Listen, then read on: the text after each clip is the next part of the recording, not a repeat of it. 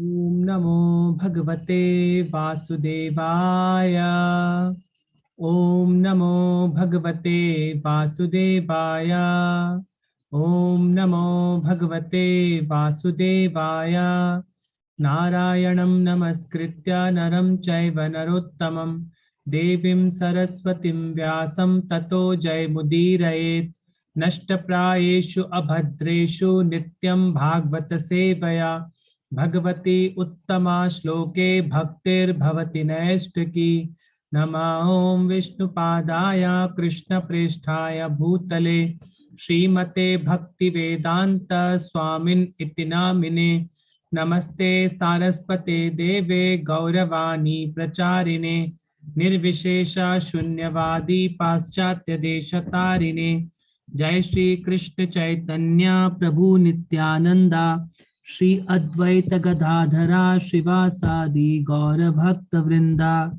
हरे कृष्णा कृष्ण कृष्ण हरे हरे, हरे रामा राम राम हरे हरे। श्री राधा वृंदावन चंद्र की जय, श्री गौर निताय की जय, श्रील प्रभुपाद की जय। Welcome all of you for today Shrimad Bhagavatam session. हम लोग फर्स्ट कैंटो का चैप्टर 6 समझ रहे हैं, जिसका टाइटल है नारद तथा व्यास देव का संवाद। और इसमें हमने श्लोक नंबर 16 तक पढ़ लिया था और आज हम लोग श्लोक नंबर 17 से प्रारंभ करेंगे। तो हमने देखा था कल के लास्ट श्लोकों में नारद मुनि वेद व्यास जी को एक्सप्लेन कर रहे हैं कि किस प्रकार जब वेदांतिस्ट ने उनको इस भक्ति में इनिशिएट कर दिया, फिर किस प्रकार जो हमने देखा कि 4 प्रकार के सन्यासी होते हैं और वो क्या होते हैं, वो 100% अपने माइंड को, अपनी बॉडी को सब किस पे डिपेंड रखते हैं, भगवान की कृपा पर डिपेंड रखते हैं। तो इसी प्रकार जो नारद मुनि हैं वो तो एक छोटे से बच्चे हैं, फिर भी वो अब जंगल में निकल चुके हैं। अब उनकी माँ भी उनके साथ नहीं रही है। जो भी उनके जितने भी इस भौतिक संसार से अटैचमेंट थे, एक माँ का उनका लास्ट अटैचमेंट था, वो भी भगवान ने उनका दूर कर दिया है। अब उनको कोई अटैचमेंट नहीं है इस भौतिक संसार से और वो क्या निकल चुके हैं, अब जंगल में जाते जा रहे हैं उत्तर दिशा में। फिर जब वो बहुत थक जाते हैं तो वो एक सरोवर का पानी पीते हैं और क्योंकि उनको वेदांतिस्ट ने कृपा करके बता दिया था कि इस भक्ति में कैसे प्रोग्रेस करनी है, तो उन्होंने पूरे सिस्टम को फॉलो किया और फाइनली वो क्या कर रहे हैं, अब भगवान के परमात्मा रूप में मेडिटेट करना उन्होंने प्रारंभ कर दिया है। तो अब देखिए क्या होगा आज के श्लोक में। हमने कल का जो लास्ट श्लोक था, श्लोक नंबर हमने 16 पढ़ा था कल, लास्ट श्लोक। कल के लास्ट श्लोक में उन्होंने बोला था कि जो ही मैं अपने मन को दिव्य प्रेम में लगाकर भगवान के चरण कमलों का ध्यान करने लगा कि मेरे नेत्रों से आंसू बहने लगे और भगवान श्री कृष्ण बिना विलंब किए मेरे हृदय कमल में प्रकट हो गए। तो भगवान देखिए भक्तों के लिए कितना आसान कर देते हैं इस भक्ति को, मगर उसके लिए बस एक ही क्वालिफिकेशन चाहिए, आपकी सिंसियरिटी, कि आप ये भगवान का नाम जप करने में कितने सिंसियर हैं। जब हम इतने दिनों से सुनते आ रहे हैं कि भगवान और भगवान का नाम एक होता है, मगर हम जब भी जप करते हैं अपने माइंड को कहीं ना कहीं हम चलाते रहते हैं। ये माइंड हमारा क्या है, अनकंट्रोलेबल मशीन है। तो इस माइंड को क्या होता है, आप जितना अच्छे से ट्रेनिंग देंगे इस माइंड को, तो ये माइंड ट्रेन होता चला जाए। It's just a machine. भगवान ने आपको एक मशीन दी है, इसको थॉट फैक्ट्री बोलते हैं मशीन को। तो अगर आप चाहें तो इस मशीन को आप ट्रेन कर सकते हैं। हम मशीन को चाहें जैसे ट्रेन कर सकते हैं। ये मशीन है, ये मशीन को आप जैसे डायरेक्शन देंगे ये मशीन वैसे ही चलेगी। तो आप इस मशीन को थिंकिंग करने में लगा देते हैं, भगवान आपके सामने खड़े होते हैं जब करते समय, मगर हम भगवान को अटेंशन नहीं देते हैं। तो जो भक्त इस प्रोसेस में सीरियस हो जाता है, चांटिंग करने में, भगवान की डिवोशनल सेवा में अगर कोई सीरियस हो जाता है, तो भगवान के दर्शन करना कोई बहुत कठिन काम नहीं है हृदय में, क्योंकि वो हृदय में बैठे हुए हैं। परंतु आपको वो स्पिरिचुअल भगवान के नाम को अच्छे से टच करना होगा, अच्छे से अपने हृदय में उस भगवान के नाम को बसाना होता है। इसलिए रूप गोस्वामी बोलते हैं कि ये भगवान का नाम इतना टेस्टी है कि मुझे एक टंग और ये एक कान से काम नहीं चले, 2 कान से काम नहीं चलेगा। वो बोलते हैं मुझे मिलियंस ऑफ टंग चाहिए और बिलियंस ऑफ कान चाहिए इस भगवान के नाम को सुनने के लिए, क्योंकि वो भगवान खुद है, भगवान का नाम। तो ये इतना इंपॉर्टेंट प्रोसेस है भगवान का नाम जप करना, जो ये नाम संकीर्तन दिया है हमें चैतन्य महाप्रभु ने। तो जो भी भक्त इस प्रोसेस में, सिर्फ एक प्रोसेस में सीरियस हो जाते हैं भगवान का नाम जप करने में और अटेंटिव होकर उसको सुनने में, तो उनकी भक्ति में प्रोग्रेस इतनी फास्ट होती है कि आप तुरंत भगवान से अपना संपर्क बना लेते हैं, उसमें कोई बहुत ज्यादा समय नहीं लगता है। तो अब यहाँ अगला क्वेश्चन पढ़ने जा रहे हैं हम लोग। अगला प्रश्न वो है श्लोक नंबर 17। अब देखिए क्या होगा, अब नारद मुनि को साक्षात भगवान के दर्शन होंगे। अगले श्लोक में हम देखेंगे, कल उनको भगवान के दर्शन तो हो गए हैं, अब देखिए आगे क्या बता रहे हैं नारद मुनि। जब आपको भगवान की प्रेमा भक्ति, भगवान के दर्शन हो जाते हैं, तो उस भक्त के साथ क्या होता है नारद मुनि अगले फर्दर श्लोक में हमें 17वें श्लोक में समझाएंगे। प्रेमाति भर भी न पुलंकारो अभि निर्मृतः आनंदमान प्लवे नीलो नापश्या मुनयम मुने। अब वो बोल रहे हैं, हे व्यासदेव, उस समय प्रसन्नता की अनुभूति होने के कारण मेरे शरीर का अंग प्रत्यंग पुलकित हो उठा। आनंद के सागर में निमग्न होने के कारण मैं अपने आप को और श्री भगवान को भी न देख सका। वो बोल रहे हैं कि निमग्न होने के कारण मैं अपने आप को और भगवान को भी न देख सका। तो ये उस भक्त की वो बात बता रहे हैं जो भक्त भगवान की भक्ति में संपूर्ण अपने आप को लगा देते हैं, कंप्लीट लगा देते हैं। फिर उनको ये पूरी दुनिया, मिट्टी, ये सब कुछ क्लियर नजर आता है और भगवान भी क्लियर नजर आते हैं, क्योंकि उन्होंने क्या है, अपनी आंखों को अब क्या है, प्यूरिफाई कर लिया है। तो इसी तरह जब हम भी अपने आप को प्यूरिफाई कर लेंगे इस चांटिंग प्रोसेस से, ये जो हमारे ये 10 इंद्रियां हैं हमारे पास, ये 5 हमारी ज्ञानेंद्रियां हैं, 5 हमारी कर्मेंद्रियां हैं, इन पूरी इंद्रियों को कौन कंट्रोल करता है? ये माइंड आपको कंट्रोल करता है, इन सारी इंद्रियों को। ये यहाँ का एक स्विच है। जब आप इस स्विच को क्लियरली भगवान के लिए दबा देंगे, जब इन पूरी इंद्रियों को आप कृष्ण की सेवा में इन्वॉल्व कर देते हैं, इन इंद्रियों को कैसे करेंगे हम सारी इंद्रियों को कृष्ण की सेवा में इन्वॉल्व? तो श्रीमद् भागवतम में सबसे अच्छा एग्जाम्पल आता है अम्बरीश महाराज का। आप पढ़िएगा अम्बरीश महाराज का, ये भागवतम के अगले कैंटो में अम्बरीश महाराज का बहुत सुंदर कथा आएगी। तो जो अम्बरीश महाराज थे, उन्होंने अपनी पूरी की पूरी वो सवय मना कृष्ण पदा रविंदयो सॉन्ग भी है वहां पर, तो वो बताते हैं कि इन्होंने किस प्रकार अपनी आंखों को सिर्फ भगवान के दर्शन करने में लगाया था। 24 घंटे वो भगवान के दर्शन करते रहते थे। इसलिए हमें भी क्या करना चाहिए, आप अपने घर में जहां भी रहते हैं सुंदर राधा वृंदावन चंद्र के सुंदर पिक्चर लगा के रखिए, कि आपको सोते जागते उठते बैठते एटलीस्ट कम से कम शुरुआत तो करें इन आंखों से भगवान के दर्शन करने का कंटिन्यूसली। और प्रयास करिए हम हर महीने 1 बार 2 बार जितना भी आपको समय लगे वृंदावन आए, गुड़गांव आश्रम आए, जहां भी हमें कृष्ण के सुंदर दर्शन होते हैं हम वहां बार बार जाएं। तो इन आंखों से हमें भगवान के दर्शन करने का प्रयत्न करना चाहिए। इन कानों से हमें क्या करना चाहिए, भगवान के ग्लोरिफिकेशन को सुनने में यूज करना चाहिए।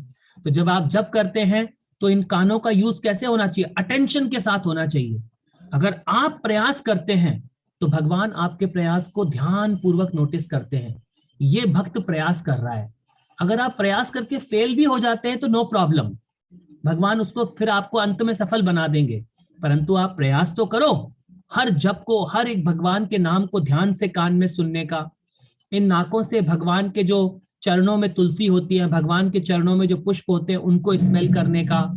इस टंग से क्या करना है, भगवान का सिर्फ प्रसाद चखना है। और इस टंग का यूज कैसे करना है, भगवान का नाम बोलने में करना है। इस प्रकार इन हाथों का भक्तों को आलिंगन करना है और भगवान के मंदिर को क्लीन करना है। इन हाथों का किस तरह यूज करना है। फिर हमारे पैरों का कैसे यूज करें, हम भगवान के मंदिर जाने में यूज करें, नहीं तो थोड़ा सा बुढ़ापा आएगा फिर ये पैर नहीं चलेंगे आपके। तो इसीलिए अभी जितने यंग हैं हम, तो उन सबका पैरों का अच्छे से यूज करिए भगवान के धाम में जाने का। दिन भर भगवान का हम कैसे सेवा कर सकें। इसी प्रकार से जो हमारी सारे ये जो हमारी इंद्रियां हैं, इन सब इंद्रियों को जब आप उन अम्बरीश महाराज का एग्जाम्पल देखकर जब हम इनको भगवान की सेवा में लगाते हैं, तो हमारे साथ भी यही स्टेज होती है जो नारद मुनि उस स्टेज को प्राप्त कर चुके हैं। तो उस स्टेज तक आने के लिए हमें वैष्णवों की कृपा चाहिए, प्रभुपाद की कृपा चाहिए, और आपकी सिंसियरिटी चाहिए होती है कि हम इस एक मनुष्य लाइफ में उस कार्य को कर सके। तो अब इसका हम तात्पर्य पढ़ते हैं। देखिए कितना सुंदर तात्पर्य बता रहे हैं कि जब आप ये हमने जो प्रोसेस पढ़े थे भक्ति के, हमने कल 9 प्रोसेस होते हैं इस डिवोशनल सेवा के, और जब इन 9 प्रोसेस को आप 1 बाय 1 करके ध्यान से फॉलो करते हैं, वो 9 प्रोसेस थे श्रद्धा, साधु संग, भजन क्रिया, अनर्थ निवृत्ति, अनर्थ निवृत्ति के बाद आता है निष्ठा, निष्ठा के बाद रुचि, और रुचि के बाद होता है फिर आसक्ति, आसक्ति के बाद होता है दृढ़ निश्चय, फिर भावा एंड प्रेमा। जब ये 9 प्रोसेस आप बहुत सिंसियरली फॉलो करते हैं 9 प्रोसेस को, तो क्या होता है हमारे जीवन में, हम भी इस डिवोशनल सेवा में बहुत फास्ट प्रोग्रेस कर पाएंगे आप, जो यहाँ पे बता रहे हैं। तो कमला भाटिया माता जी जो मुंबई से हैं, माता जी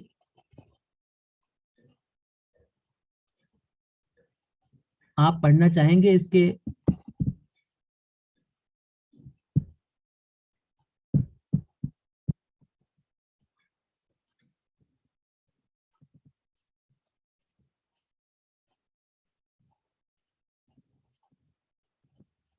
या कौन पढ़ेंगे?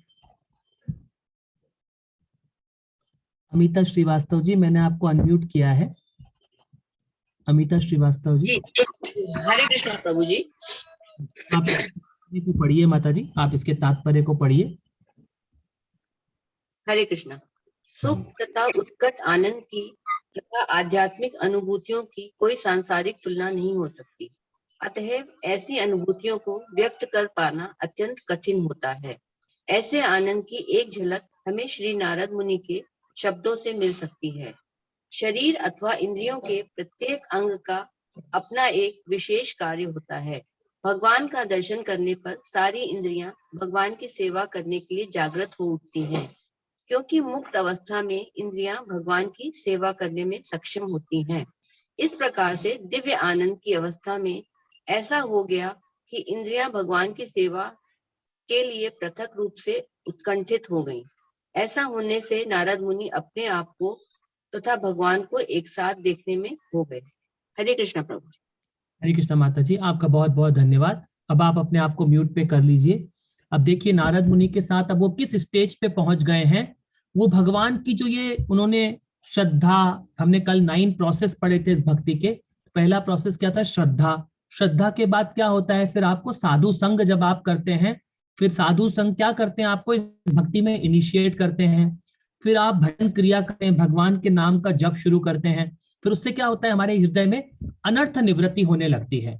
अनर्थ निवृत्ति एक ऐसी स्टेज है, आप चाहें तो अपने जीवन में एक दिन में भी उसको क्लीन कर सकते हैं, चाहे तो हो सकता है आप 1 साल में भी क्लीन ना कर सके, हो सकता है इस एक जीवन में भी क्लीन ना हो आपकी अनर्थ निवृत्ति, और हो सकता है करोड़ों करोड़ों जन्मों तक भी आप उस अनर्थ निवृत्ति को क्लीन न करें।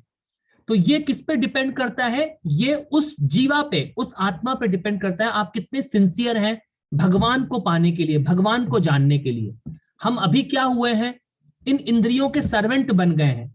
जो जो ये हमसे इंद्रियां हमें डिक्टेट करती हैं, वो सब काम हम करते जाते हैं। इस टंग को टेस्ट है, चलिए आज ये हम चिकन खा लेते हैं, आज ये हम गंदा आइटम खा लेते हैं। जो टंग बोलती है बस उसको बना के खा लेते हैं। भगवान को भी भोग नहीं लगाते, कुछ भी नहीं करते हम, ये सब मांसाहार खाते रहते हैं कई लोग। तो ये क्या होते हैं? हम इन इंद्रियों के हम सर्वेंट बन गए हैं। जो ये इंद्रियां डिक्टेट करती हैं बस वही करते चले जाते हैं। तो इन इंद्रियों के अगर हम इस तरह सर्वेंट बनने का मतलब क्या है? अभी हमारे हृदय में बहुत सारी अनर्थ निवृत्ति भरी हुई है। अभी हम सिर्फ शरीर के लिए कार्य कर रहे हैं। अभी हमें आइडिया ही नहीं है कि ये शरीर हमारे हाथ से छूट जाएगा। तो ये हम क्या कर रहे हैं? हमारे अंदर जन्मों जन्मों से, एक जन्म से नहीं, जन्मों जन्मों से, करोड़ों जन्मों से वो अनर्थास इकट्ठे हो गए हैं, जो जिसकी वजह से हम आइडेंटिफाई करते हैं किसी न किसी बॉडी से, हम कोई ना कोई शरीर है। तो वो जीवन भर हम आइडेंटिफाई करते रहते हैं अपने आप को। तो जब हम ये अनर्थ निवृत्ति, जब आप भजन करेंगे अच्छे से, तो क्या होता है? ये अनर्थ निवृत्ति आपके हृदय में शुरू हो जाती है। तो अनर्थ निवृत्ति शुरू होती है तो फिर रुचि आती है, भगवान के नाम में आपको टेस्ट आने लगेगा, फिर रुचि आती है तो फिर आसक्ति बढ़ती है आपकी, फिर आप दृढ़ निश्चय हो जाते हैं, फिर आपके प्रति भगवान के प्रति भाव उत्पन्न होते हैं और फिर भगवान का प्रेम होता है। तो जो नारद मुनि हैं उन्होंने ये सारी स्टेजें क्रॉस कर ली हैं। वो आप किस स्टेज पे हैं? भगवान के भाव और प्रेम स्टेज पे आ गए हैं वो नारद मुनि।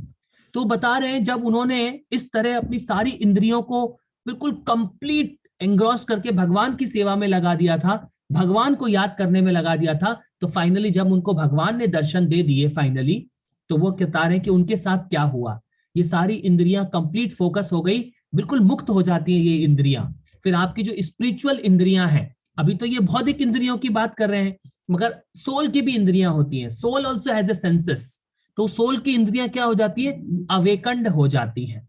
जैसे कि मान लीजिए हम कैसे एग्जाम्पल समझें, जैसे कि ये आपका मान लीजिए आपने कोई एक नया शर्ट सिलवाया है और किसी ने कोई नया पैंट सिलवाया है, या जो भी माताओं के कपड़े होते हैं, तो मान लीजिए इस शर्ट में क्या होते हैं? 2 हाथ होते हैं, पैंट में 2 पैर होते हैं। तो ऐसा थोड़ी है कि शर्ट में आपने 2 हाथ बनाए हैं तो अब आपके 2 हाथ होंगे, नहीं।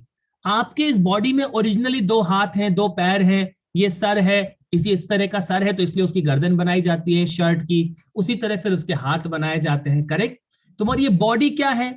ये आज जो हमारी रियल बॉडी का ये मटेरियल बॉडी एक प्रतिबिंब है। जैसे कि हम एक होता है ना, हम किसी कपड़े की दुकान पर जाते हैं तो वहां पे क्या किया जाता है? नकली एक लड़की की सुंदर सी वो फाइबर को उसको खड़ा कर दिया जाता है, लोग देखते हैं वाह क्या सुंदर कपड़े पहनाए हुए हैं। इसी तरह भगवान ने क्या किया? इस भौतिक संसार में यहां से कुछ मिट्टी के तत्व उठाए, पृथ्वी, जल, वायु, आकाश, तेज, ये सब तत्व उठाए और ये इसी तरीके की मिट्टी की बॉडी को बना दिया। ये वो स्पिरिचुअल बॉडी का प्रतिबिंब है, ये मिट्टी की बॉडी।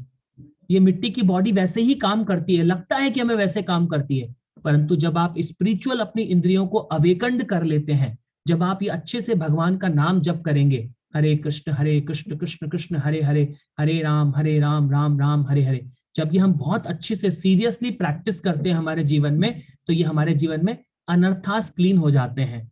सारे के सारे जो अनर्थास भरे हुए हैं वो स्टेप बाय स्टेप हमारे जीवन से क्लीन हो जाएंगे और हम भी इस नारद मुनि की स्टेज पर पहुंच जाएंगे जब हम सारी इंद्रियों को भगवान की सेवा में कंप्लीटली एंग्रॉस्ड कर देंगे। कंप्लीटली जब तक हमारे हृदय में ये अगर कोई भी मटेरियल इच्छाएं होती हैं तब तक हम भगवान तक नहीं जा पाते हैं। तो ये नारद मुनि यहाँ पर किसको बता रहे हैं? वेद व्यास जी को बता रहे हैं, ये प्रोसेस बता रहे हैं वो कि इस हमको क्या करना होता है। ये जो इन पूरी इंद्रियों का कंट्रोल पॉइंट क्या है? माइंड। जब आप इस माइंड को क्या करेंगे? भगवान के सुनने में लगा देंगे, नाम में, तो फिर क्या होता है? धीरे धीरे करके ये इंद्रियां आपके कंट्रोल में आने लग जाती हैं। अब हम अगले श्लोक पर आते हैं जो कि है श्लोक नंबर 18। अब ये इसी का एक्सटेंशन है, तो मैं श्लोक नंबर 18 पढ़ता हूं। अब वो बोल रहे हैं, रूपम भगवतो यत्तन्मना कांतम शुचापहम अपश्यन् सहसो तस्थे वे कल्या याधु मन इवा। बोल रहे हैं भगवान का दिव्य रूप जैसा कि वह है, मन की इच्छा से पूरा करता है और समस्त मानसिक संतापों को तुरंत दूर करने वाला है। अतः उस रूप के खो जाने पर मैं व्याकुल होकर उठ खड़ा हुआ, जैसा कि प्राय अपने अभिष्ट के खो जाने पर होता है। तो जब आपको भगवान से, नारद मुनि बता रहे हैं, जब आपको भगवान से कंप्लीट प्रेम हो जाएगा, तो नारद मुनि को क्या हो गया है? अब भगवान से कंप्लीट प्रेम हो गया है, तभी तो वो बिल्कुल मुक्त हो चुके हैं अब नारद मुनि इस पूरे भौतिक संसार की चीजों से। अभी हम क्या है? पूरे भौतिक संसार की चीजों से अटैच हैं। मान लीजिए कभी कभी किसी पत्नी का पति खो जाता है या पति का पत्नी खो जाता है, तो कितने विरह में रोते हैं वो कुछ समय के लिए, और वो क्या है? बॉडीली कंसेप्ट ऑफ लाइफ पे रोते हैं। परंतु यहाँ नारद मुनि को क्या मिल गए हैं? रियल पर्सन मिल गए हैं, रियल कृष्णा, जो रियल एब्सोल्यूट पर्सन है उनको वो मिल गए हैं। तो अब क्या है? हम क्या समझते हैं कि भगवान को कई बार अपना नौकर बनाने का समझते हैं कि भगवान मेरे नौकर हैं, भगवान, हम क्या है? भगवान को कार्य देने का सोचते हैं, मगर ऐसा नहीं है।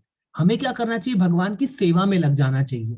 तो नारद मुनि क्या कर रहे हैं अब? नारद मुनि बोल रहे हैं कि इस प्रकार जब हम भगवान की कंप्लीट सेवा में लग जाते हैं, अपने को सबसे पहली, मान लीजिए आप कई भक्तों में से आप कुछ भी जप नहीं कर रहे हैं, तो सबसे पहला स्टेप उठाइए कि हम एटलीस्ट कुछ नहीं हो रहा है तो कम से कम 15 मिनट बैठ के 2 माला तो जप करें, ताकि हमारा कम से कम एक प्रोसेस तो शुरू हो।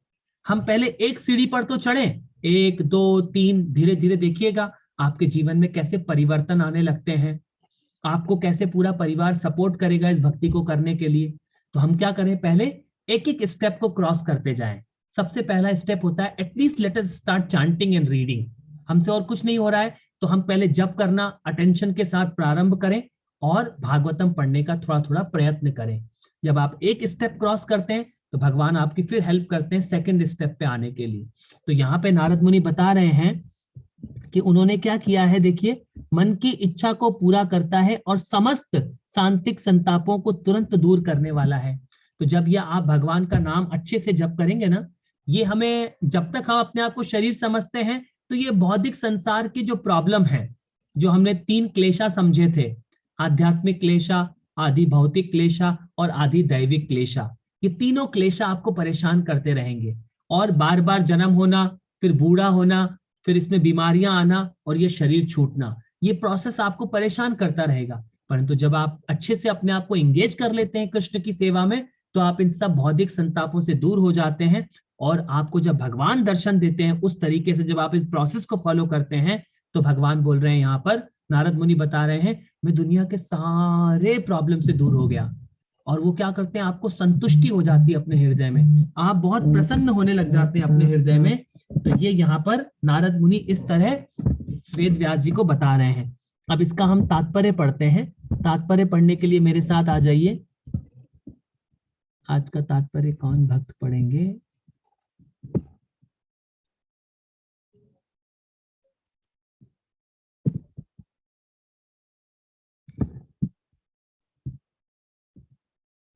पूनम गर्ग माता जी आप पढ़िए। माता जी पढ़िए।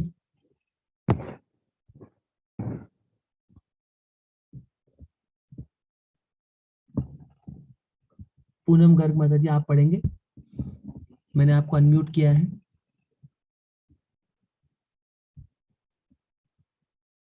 राजन मेहता जी आप पढ़ेंगे?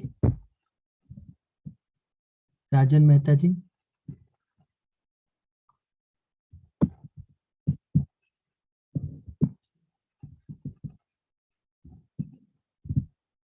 मानसी सलूजा माता जी आप पढ़ेंगे? मानसी सलूजा माता जी मैंने आपको अनम्यूट किया है।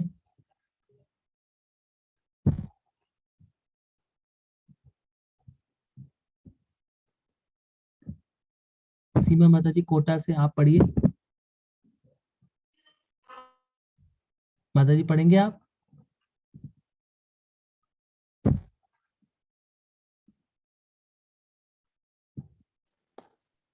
हरे कृष्णा प्रभु जी। जी माता जी पढ़िए।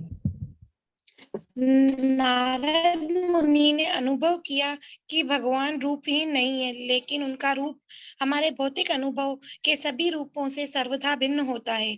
हम जीवन भर इस भौतिक जगत में विभिन्न रूप देखते रहते हैं, लेकिन इनमें से किसी एक से भी न तो मन की तुष्टि होती है, न उसमें से एक भी हमारे मन की अशांति को दूर कर सकता है। भगवान के दिव्य रूप की ही ये विशेषताएं हैं, और जिनके उस रूप को एक बार भी देखा है वह अन्य किसी वस्तु से तुष्ट नहीं हो पाता। भौतिक जगत का कोई भी रूप दृष्टा को तुष्ट नहीं कर सकता। भगवान रूपहीन है या निराकार है, इसका यही अर्थ होता है कि उनका कोई भौतिक रूप नहीं होता है और वे किसी भौतिक व्यक्तित्व के सामने समान नहीं होते। आध्यात्मिक जीवों के रूप में भगवान के उस दिव्य रूप से संबंधित होने के कारण हम सभी जन्म जन्मांतर भगवान के उसी रूप को खोजते रहते हैं और भौतिक दृष्टि के अन्य किसी रूप से संतुष्ट नहीं हो पाते। नारद मुनि को इसकी झलक मिली थी, लेकिन उसे दोबारा न देखकर वे विकल हो उठे और उसे ढूंढने के लिए सहसा उठ खड़े हुए। हम जन्म जन्मांतर जिसकी, आगे कर दीजिए प्रभु।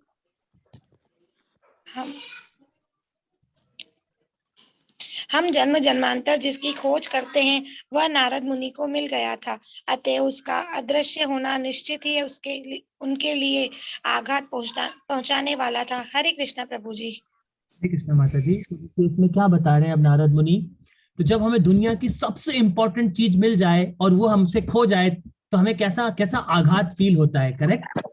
तो इसी प्रकार नारद मुनि को क्या है, अब भगवान मिल गए हैं, मगर वो क्या कर रहे हैं नारद मुनि, अब भगवान को कैप्चर करने की कोशिश कर रहे थे, मगर भगवान किसी के वो नहीं है ना।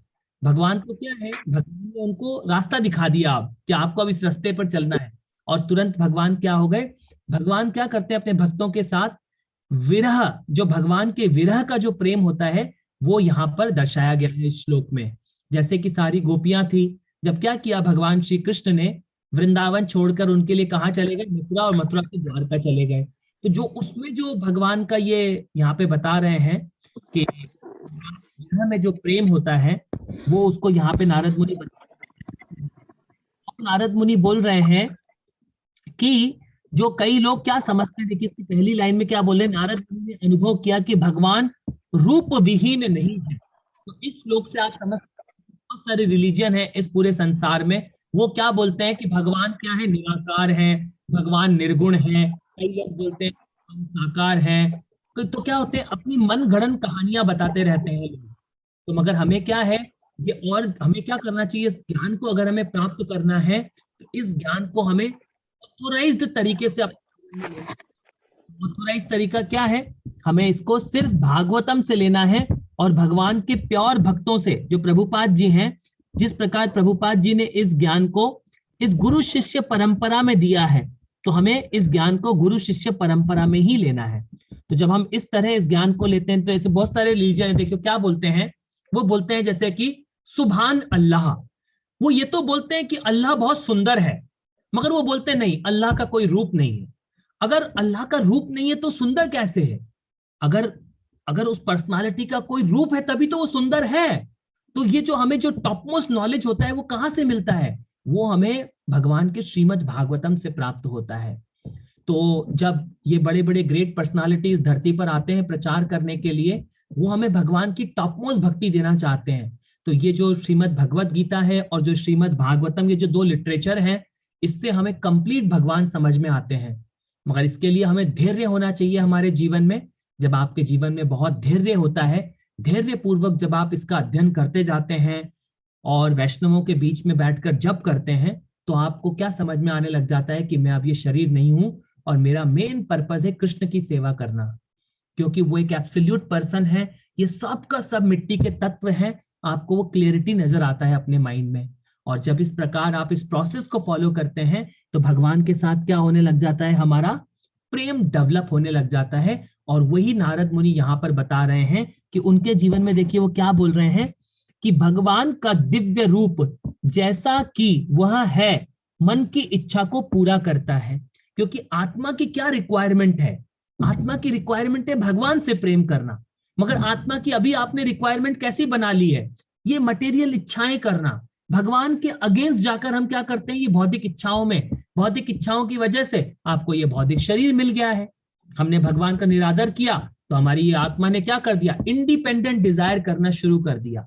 हम इंडिपेंडेंटली डिजायर्स करते हैं इस भौतिक संसार में, उन इच्छाओं की वजह से फिर भगवान हमें इस तरह के मटेरियल संसार में रखते हैं कि जब तक ये मटेरियल इच्छाएं हैं, जब ये सारी इच्छाएं आपकी प्यूरिफाई हो जाएंगी, प्योर हो जाती है हमारी इच्छाएं कृष्ण की सेवा करने के लिए, तो हम क्या हो पाते हैं, फिर हम स्पिरिचुअल वर्ल्ड में हमें वापस बुला लिया जाता है। तो वो बोल रहे हैं कि इच्छा को पूरा करता है और समस्त मानसिक संतापों को तुरंत दूर करने वाला है। तो देखिए भगवान के सुंदर दर्शन कितने सुंदर हैं। जब जब भी आप भगवान के 24 घंटे दर्शन करते रहेंगे तो आप इस दुनिया के भौतिक जितने भी संताप होते हैं उनसे दूर हो जाएंगे। अतः उस रूप के खो जाने पर मैं व्याकुल होकर खड़ा हुआ, और जैसा कि प्राय अपने अभिष्ट को खो जाने पर होता है। तो अब वो क्या, भगवान उनके हृदय से गायब हो गए। भगवान ने दर्शन तो दे दिए नारद मुनि को, क्योंकि नारद मुनि भगवान के प्योर भक्त हैं, तो भगवान ने उनको क्या कर दिया, दर्शन दे दिए हैं भगवान ने अब नारद मुनि को। तो यहाँ तक नारद मुनि हमें बता दिया है। और अगर आप किसी भक्त का कोई प्रश्न, आज हम कथा को यहाँ विराम देते हैं। और अभी किसी भक्त का कोई प्रश्न है तो आप अपने प्रश्न को पूछ सकते हैं। मैंने आप सभी भक्तों को अनम्यूट कर दिया है।